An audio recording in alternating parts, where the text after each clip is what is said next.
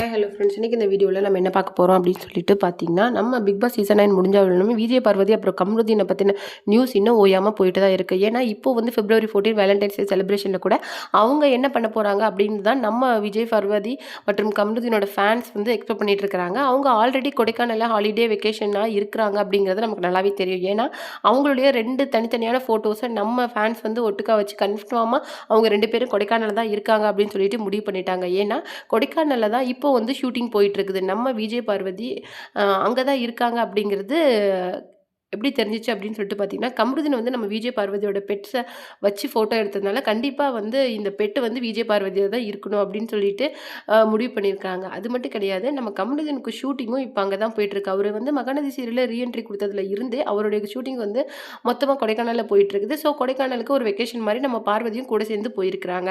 என்னதான் அவங்களுக்குள்ள இந்த ஸ்டார்ட் மியூசிக் ஷோ அந்த கார்டாக்ஸ் கிரியேஷனால சண்டைகள் இருந்தாலுமே அவங்க மறுபடியும் அந்த இதெல்லாம் மறந்துட்டு ஒரு ரிலாக்ஸேஷனுக்காக போயிட்டு வந்திருக்காங்க. அது மட்டும் கிடையாது, வேற என்ன நடந்திருக்குது அப்படின்னு சொல்லிட்டு பார்த்தீங்கன்னா, இந்த கடைசியாக ஒரு விஷயம் வந்து ரொம்ப நடந்ததில்ல, அந்த சாண்ட்ரா பிரஜினோட விஷயம். ஏன்னா சாண்ட்ரா வந்து திவ்யா கணேஷை பற்றி என்ன சொல்லியிருப்பாங்க அப்படின்னு சொல்லிட்டு பார்த்தீங்கன்னா, அவள் வந்து என்னுடைய ஹஸ்பண்ட் கிட்ட தப்பாக நடந்துக்கிறா. அதே தான் நம்ம விஜய் பார்வதிக்கிட்டையும் அவங்க சொல்லியிருப்பாங்க. விஜய் பார்வதி வந்து என்ன சொல்லியிருப்பாங்க, பிரஜினை பற்றி உங்கள் ஹஸ்பண்ட் வந்து 50 இயர்ஸ் ஆனாலும் ரொம்ப யங்காக அப்படியே ஹேண்ட்ஸமாக இருக்காங்க அப்படின்னு சொல்லிட்டு சாண்ட்ரா கிட்ட சொல்லியிருப்பாங்க. ஆனால் அதை அப்பா அவங்க பெருசாக எடுத்துக்கல. ஆனால் பாத்ரூமில் போய் வியானா கிட்ட என்ன சொல்லியிருக்காங்க அப்படின்னு சொல்லிட்டு பார்த்தீங்கன்னா, இதை என் ஒய்ஃப் என்னுடைய ஹஸ்பண்டை வந்து அவள் சைட் அடிக்கிறா, எனக்கு அவள் பேசுறது ரொம்ப ஆக்வர்டாக ஃபீல் ஆகுது அப்படின்னு வந்து பேசியிருக்காங்க. இதை தான் நம்ம ரீஎன்ட்ரி கொடுக்கும்போது வியானா ஃபஸ்ட்டே சொல்லியிருப்பாங்க, சாண்ட்ரா வந்து ஒரு கிறிஸ்டோஃபர் மூஞ்சி அப்படின்னு சொல்லிட்டு கரெக்டாக சொல்லியிருப்பாங்க. அது மட்டும் கிடையாது, வேறு என்ன சொல்லியிருப்பாங்க அப்படின்னு சொல்லிட்டு பார்த்தீங்கன்னா, ரம்யா ஜோ கிட்ட நம்ம பிரஜின் என்ன சொல்லியிருக்காருன்னா, நீ உள்ளே போனீன்னா அக்காவா மணி பாக்ஸ் எடுக்க சொல்லு அப்படின்னு வந்து சொல்லியிருப்பாங்க. கொஞ்ச நேரம் கழிச்சு இல்லை வேண்டாம், இந்த இந்த விஷயத்தை ட்ராப் பண்ணிவிடு, நீ அக்காட்ட எதுவும் சொல்லாத, அவள் என்ன முடிவு பண்ணுறாலும் அது பண்ணிக்கிட்டோம் அப்படிங்கிற மாதிரி சொல்லியிருப்பாங்க. ஆனால் இன்டர்வியூவில் சாண்ட்ரா என்ன சொல்லியிருப்பாங்க அப்படின்னா, நான் வந்து என் மணி பாக்ஸ் எடுக்கிறதுல என்னை மேனிப்புலேட் பண்ணிட்டாங்க அப்படின்னு வந்து சொல்லியிருப்பாங்க. யாரு? ரம்யா ஜோ. அதாவது திருப்பி உள்ளே வந்த கண்டஸ்டன்ஸ் வந்து என்னை மேனிப்புலேட் பண்ணிட்டாங்க அப்படின்னு சொல்லியிருப்பாங்க. இதை பார்த்து டென்ஷன் ஆன நம்ம ரம்யா ஜோ என்ன பண்ணியிருப்பாங்க, அவங்க ஹஸ்பண்ட் பேசின எல்லா வாட்ஸ்அப் வீடியோஸையும் வந்து வெளியில் விட்டுருப்பாங்க. அதில் வந்து கோவப்பட்ட நம்ம பிரஜின் வந்து நம்ம ரம்யா ஜோ வந்து மிரட்டியிருப்பார், நீ வந்து தேவையில்லாத வேலை பண்ணிகிட்ருக்கிற, நீ எப்படி சர்வே பண்ணுற நான் பார்த்துட்றேன். ஏன்னா இப்போ வந்து ரம்யா ஜோவுக்கு வந்து நிறைய வாய்ப்புகள் வரலைனாலும் அவங்க வந்து ஃபீல்டில் எப்படியாவது உள்ள நுழையிறதுக்கு ட்ரை பண்ணிகிட்ருக்காங்க. அப்படிப்பட்ட ஒரு பர்சனை ரொம்பவும் வந்து நம்ம பிரஜின் வந்து மிரட்டியிருக்கிறாரு. ஆல்ரெடி இவர் வந்து ஸ்கேம்ட்ரான்னு யாராவது சொன்னிங்கன்னா அவங்களுக்கு தரமான பொங்கல் பரிசு கொடுத்துருவேன் அப்படின்னு சொல்லிட்டு அவர் மிரட்டியிருக்கிறாரு. அது மட்டும் கிடையாது, அப்போ என்ன சொல்லியிருப்பாரு அப்படின்னு சொல்லிட்டு பார்த்தீங்கன்னா, இப்போ வந்து ஸ்கேம்ட்ரா ப்ரொடக்ஷன் அப்படின்னு சொல்லிட்டு 2 பேரும் ஆரம்பிச்சிருக்கிறாங்க.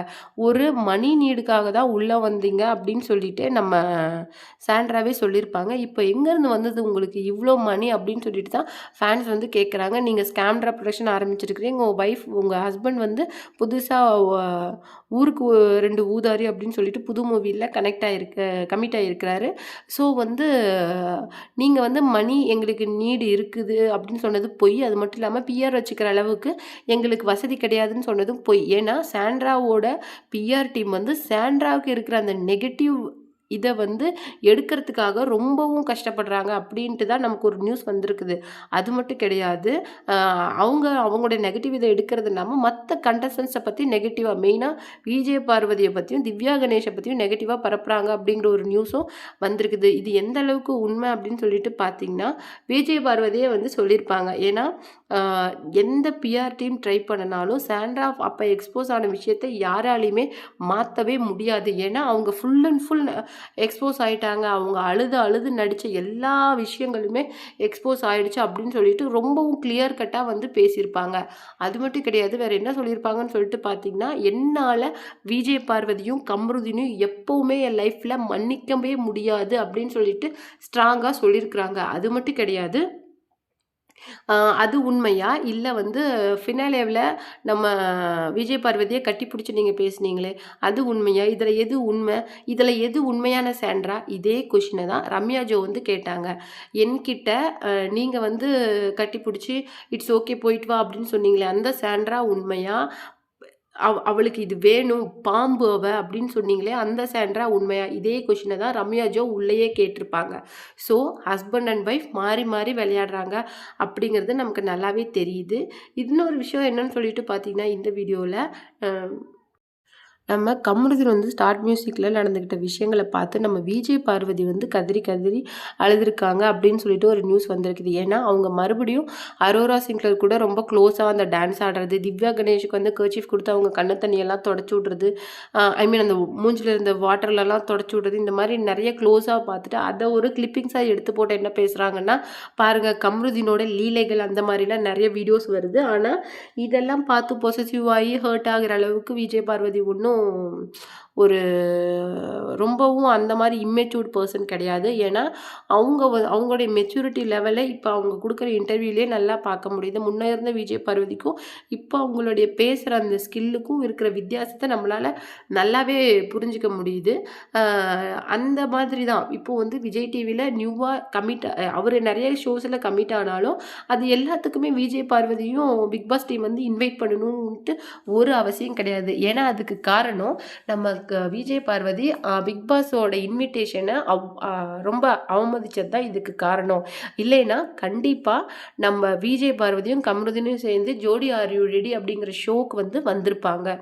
இதுக்கு முழுக்க முழுக்க காரணம் விஜய் பார்வதியோட ஈகோ தான். மறுபடியும் நம்ம விஜய் டிவியில் எந்த ஷோஸ்லேயும் கமிட் ஆகக்கூடாது, எந்த புது ப்ராஜெக்ட்ஸ்லேயும் கமிட் ஆகக்கூடாது அப்படின்னு சொல்லிட்டு முடிவு பண்ணியிருக்கிறாங்க.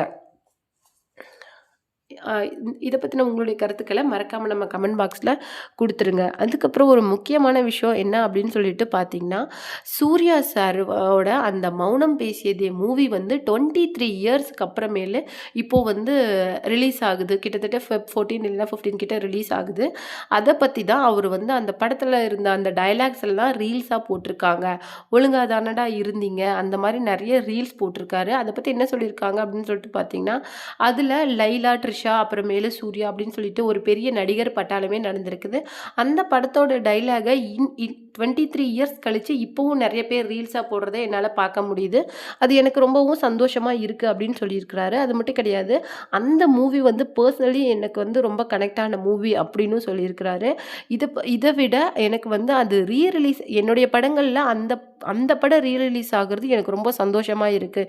ஏன்னா அந்த படத்துக்காக நான் எவ்வளோ வந்து என்னையே நான் மாற்றிருக்கேன் அப்படின்னு சொல்லிட்டு சொன்னால் நம்பவே மாட்டீங்க. கிட்டத்தட்ட அந்த படம் முடிகிற வரைக்கும் நான் வீட்லேயும் அதே மாதிரி தான் பிஹேவ் பண்ணினேன். யாருக்கிட்டையும் அதிகமாக பேச மாட்டேன். ஒரு மாதிரி மூட் ஆஃபாக அதே மாதிரி தான் ஒரு பர்சன் வந்து கிட்டத்தட்ட அந்த படம் முடிகிற அந்த 6 மந்த்துமே இருக்கிறது எவ்வளோ கஷ்டம்னு சொல்லிட்டு யாராலையுமே ப்ரிடிக்ட் பண்ண முடியாது அப்படின்னு சொல்லிட்டு ரொம்பவும் எமோஷ்னலாக சொல்லியிருக்காரு. அந்த படத்தில் நடித்த நடிகைகளோட அந்த படத்தில் அவுட்புட் வந்து அவ்வளோ சூப்பராக இருக்கும். லைலா ஆகட்டும், ட்ரிஷா ஆகட்டும் அவ்வளோ சூப்பராக இருக்கும். உண்மையிலேயே அந்த படம் வந்து என்னோட ரொம்ப கனெக்ட் ஆன மூவி அப்படின்னு சொல்லிட்டு கண்டிப்பாக என்னுடைய இந்த ரிலீஸ் ஆன படத்தை என் ஃபேன்ஸ் பார்க்கணும் அப்படின்னு சொல்லிட்டு சொல்லியிருக்காரு.